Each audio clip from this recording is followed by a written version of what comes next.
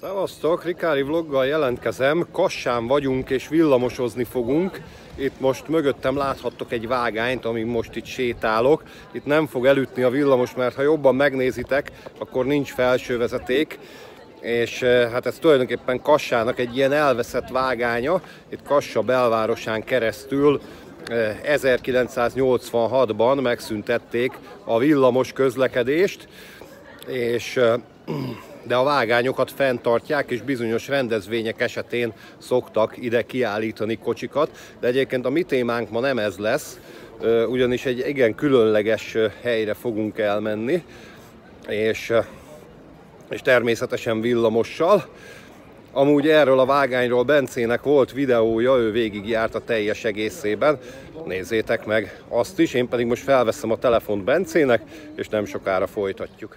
Itt, ahogy elhagyom a szűken értelmezett belvárost, mögöttem láthatjátok a Kassai dómot, abban van Rákóczinak a sírja. Egyébként azt is megnéztük, csak ott nem lehet videózni.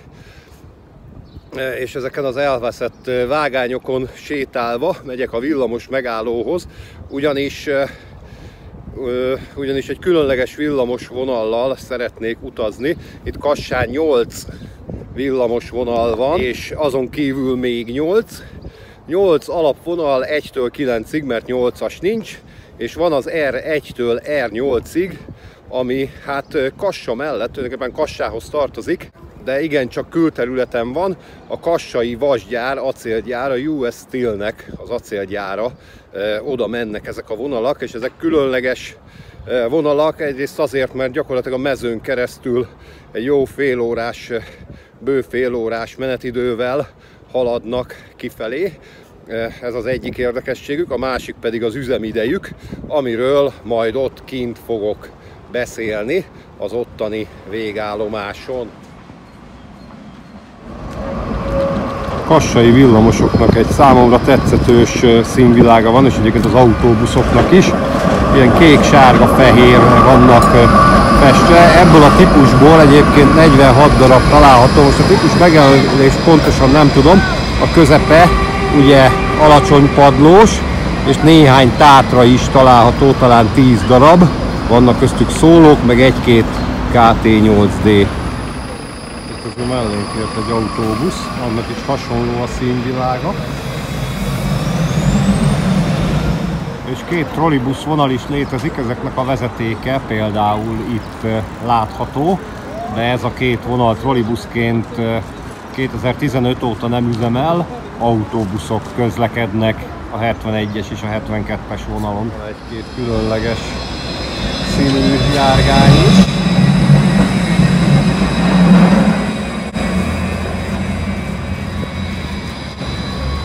És ott jön egy hagyományos kassai színben, az már lehet, hogy a miénk lesz.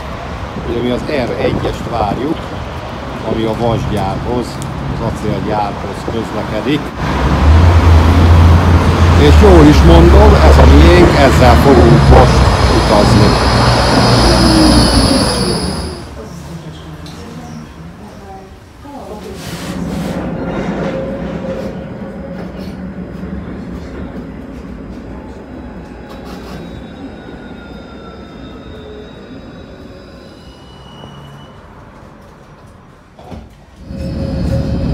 Több forgalmas csomópont van, ilyen körforgalomban halad át a villamos. Mi is most egy ilyenen haladunk át. Ugye itt egyirányú kocsik vannak, és hát itt tulajdonképpen visszafogásra is van lehetőség.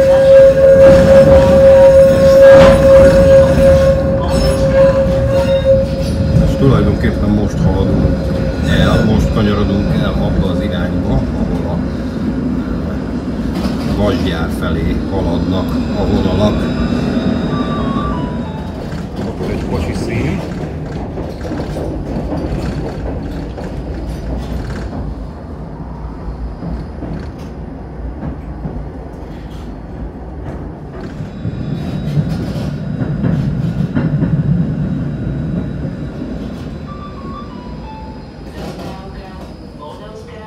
Épp állítják az óriás kereket, még a kabinok nincsenek rajta.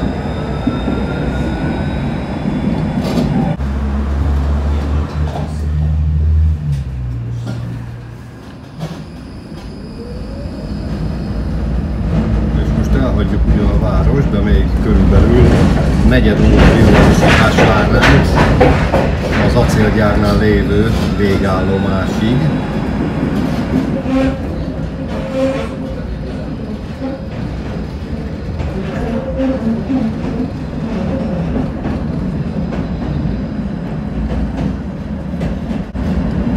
Idáig a bevezető út közepén jöttünk, most pedig kimegyünk mellé.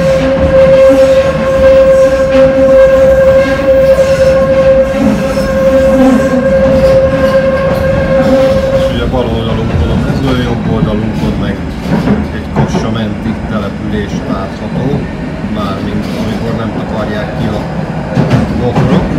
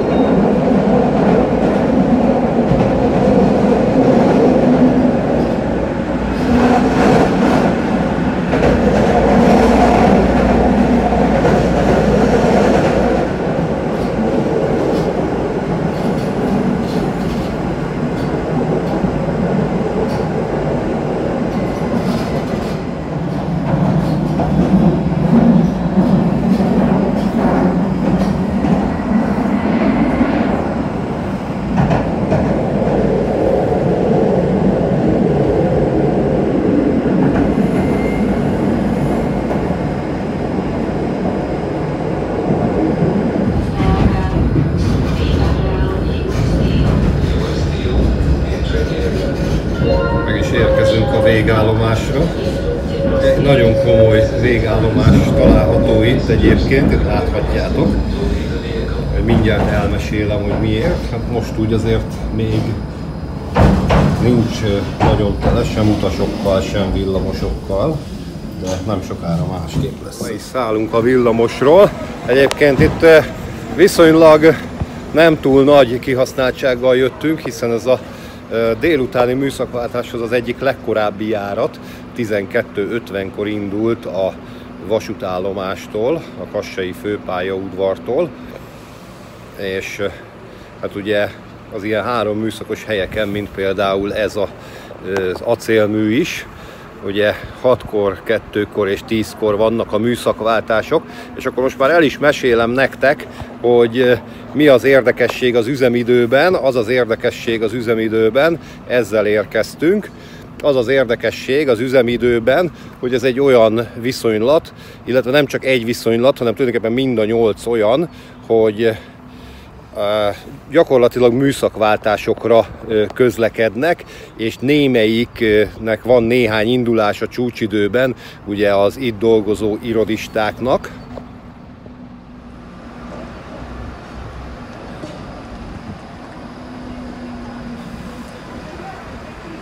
Beállt a miénk mögé az R3-as vonalról érkező kocsi. Leszállnak az utasok, jönnek a délutáni műszakra a korán érkezők, és egyébként nem csak villamosok, hanem autóbuszoknak is van itt megállóhelye és végállomása.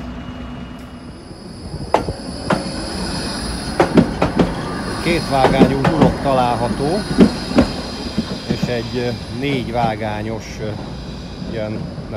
három vágányos utasforgalmi rész, és most fokozatosan megtelik villamosokkal ez a dupla hurokvágány, hiszen a villamosok többsége megvárja a műszakváltást, és utána fog visszafelé indulni. Közben érkezik a következő, ez R2-es. Ugye a város különböző pontjairól, különböző vonalakról érkeznek ezek a járatok. De még ezek a korán érkezőek, ezek nem túl kihasználtak. És sorra érkeznek az autóbuszok is. Közben megmutatom, hogy érdekesség, hogy itt Kassán szép számmal találhatók 4 ajtós szóló és 5 ajtós csuklós autóbuszok is.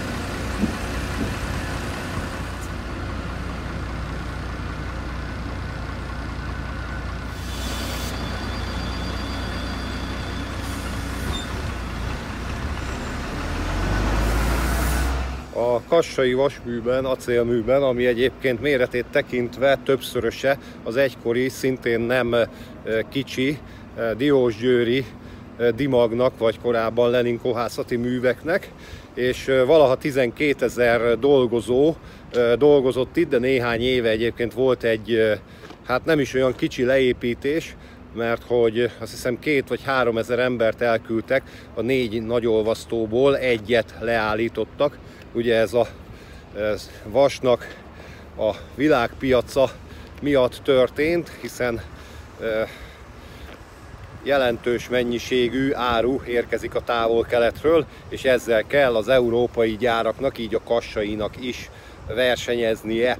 Amúgy itt Kassán és környékén elég nagy a munkanélküliség, ahogy olvastam, a városban ilyen 8-7-8% körül van, a környékén pedig 10-11%, és most fognak ide telepíteni egy óriási Volvo elektromos autógyárat, és hát tulajdonképpen az acélgyár tekintetében is ebben bíznak, hogy az új autógyárban felvevő piacra lelnek. Egyébként a US Steel, tehát az amerikai vállalaté 100%-ban ez az acélgyár, és jó pár éve árulják már, annó ők vették meg és feltőkésítették, illetve a felhalmozott adósságokat kifizették, és jó pár éve árulják már, de eddig még nem sikerült nyílbe ütni az üzletet. Érdekesség, hogy távol-keleti, ukrán, cseh vevő is volt rá,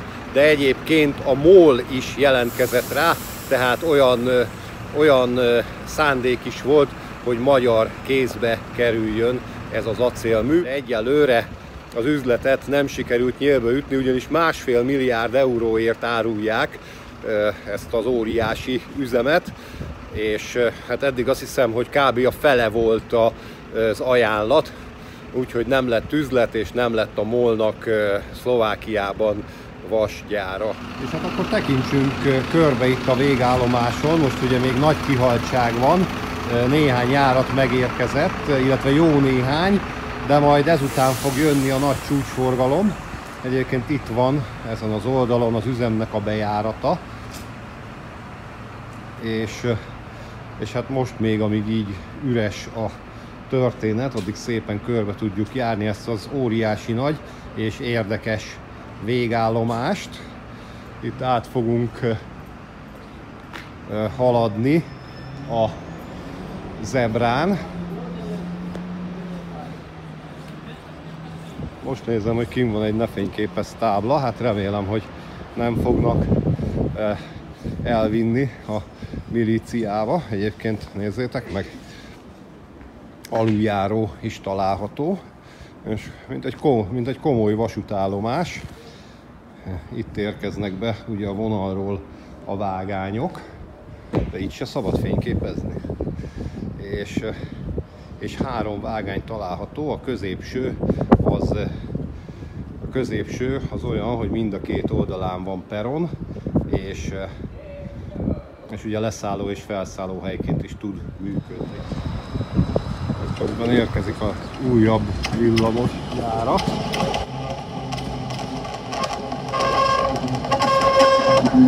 R1-es, ilyennel érkeztünk mi is. És egyelőre nem szóltak a filmezésért, minden esetre a végállomáson akkor így nem filmezek tovább, és nem fogunk körbe tekinteni, de az eddigi felvételeken látható volt azért, ami a fontos. Ugye itt mögöttem is látható a 3 vágány, és ez az óriási végállomás. Sajnos észrevettem a táblát, és elég nagy tábla, tehát nem akarom itt a medve bajszát húzogatni. Ugye most már itt a műszakváltásnak az ideje, úgyhogy érkeznek az újabb járatok, és egyébként kezd is betelni a végállomás. Tehát ugye nem sokára indulni is fognak villamosok. Hát innen messziről bátorkodom felvenni a történetet.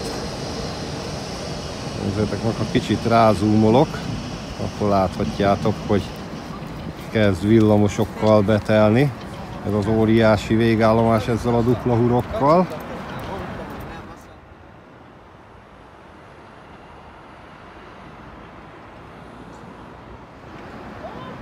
És hát idáig csak érkeztek a villamosok. Most majd 14 óra 1 perctől indulni is fognak.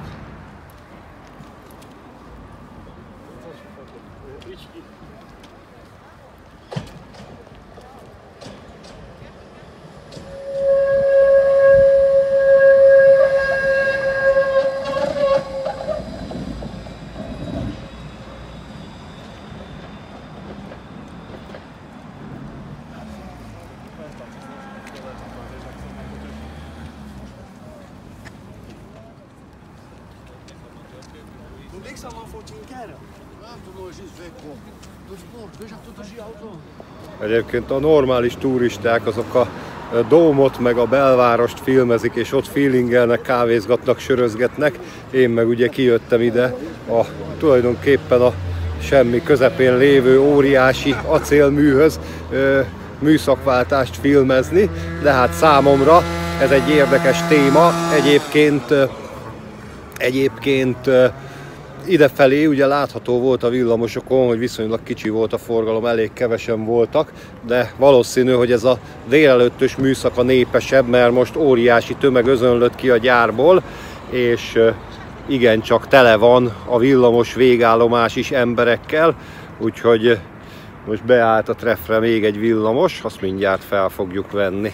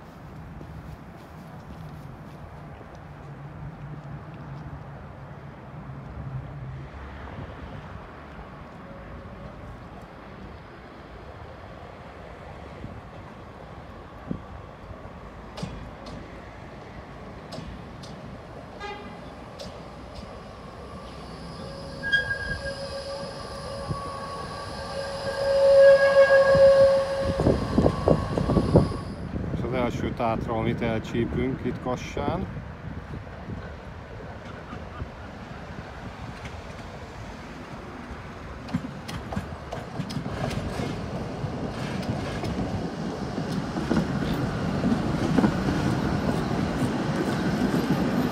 Ez egy csatolt szerelvény.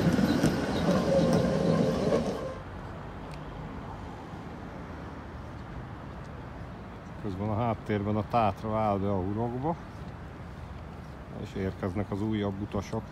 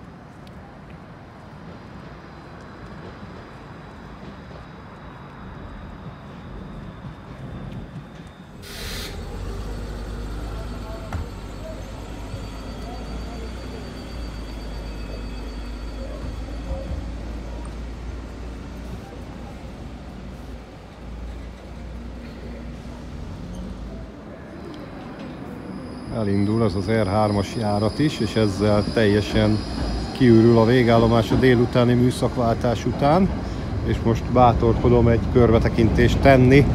Mégiscsak itt a hurokvágányon látható, hogy egy szép nagy fedett aluljáróval ellátott gyakorlatilag villamos pályaudvar, 3 vágányos, és egy 2 vágányú hurok különféle vágánykapcsolatokkal található itt, és most teljesen kiürült.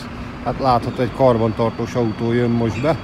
Úgy látszik, most a karbantartó ki a terep, bár néhány villamos még fog közlekedni ugye a délutáni csúcsban, hiszen az irodai munkarendben dolgozókat is haza kell vinni.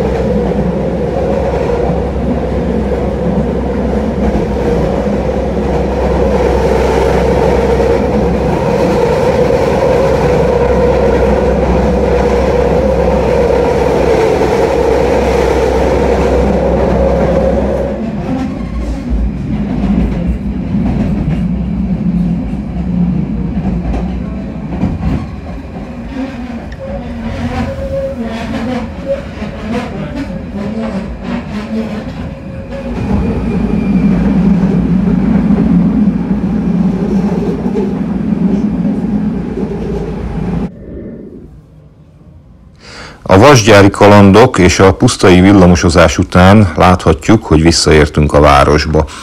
Éppen az óriási villamos körforgalomban haladunk, ahol láthatjuk a csúcsforgalmat. Egyszerre 4 villamos is a körforgalomban halad. Ezekkel a képekkel pedig szeretném megköszönni a figyelmeteket.